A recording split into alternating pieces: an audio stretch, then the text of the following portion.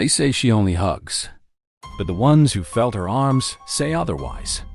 In the sleepy town of Abbeville, Alabama, when the moon is hidden and the wind rustles through the pines, something walks the streets. She's tall, she's silent, and when she finds you, she doesn't speak. This is not just a tale to keep kids in line. This is the legend of Huggin Molly, and she's still out there. Welcome to the world of scary stories, a place where shadows whisper and forgotten tales come back to life. From the haunted villages of Europe to the cursed jungles of Asia, every corner of the earth hides a story waiting to be heard. So turn off the lights, open your mind, and step into the unknown. Because here, every story leaves a scar. The curse of Huggin Molly. There's something about small towns. A certain silence after sundown. A stillness that settles in the bones of the streets, like the town itself is holding its breath. Abbeville, Alabama is one of those towns. Old, quiet, draped in Spanish moss and wrapped in whispers. But for the people who live there, bedtime stories come with a warning. A name spoken low, with eyes darting to the shadows. Huggin Molly. Chapter 1. Don't stay out after dark. It was the fall of 1982 when 12-year-old Jamie Tucker ignored his mama's warning. By the time he started walking home, the streetlights had already flickered on. Not footsteps, not breathing, a rustle, a swish of fabric. Like someone tall. She was massive, 7 feet tall at least. She opened her arms. She screamed. The next morning, he woke up on his porch, unharmed, but forever changed. He never stayed out after dark again. Chapter 2. The woman who lost everything. Long before the legend, there was a woman named Mary Katherine Malloy. In the 1900s, she was known for her gentle heart and strict rules. A schoolteacher, beloved but stern. Then tragedy struck. Her son, Thomas, fell gravely ill. Despite every effort, he didn't survive. Mary was never the same. She began walking the streets at night, wearing black as if mourning forever. Some said she was looking for her child. Others whispered that her mind had cracked from sorrow. Then the children started seeing her.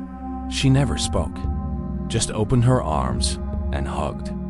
It wasn't until one child passed out from fright that rumors turned to legend. Soon, parents turned Mary's grief into a warning. Be home before dark, or Molly will find you. Chapter 3. The name becomes a curse. The townsfolk began calling her Huggin Molly.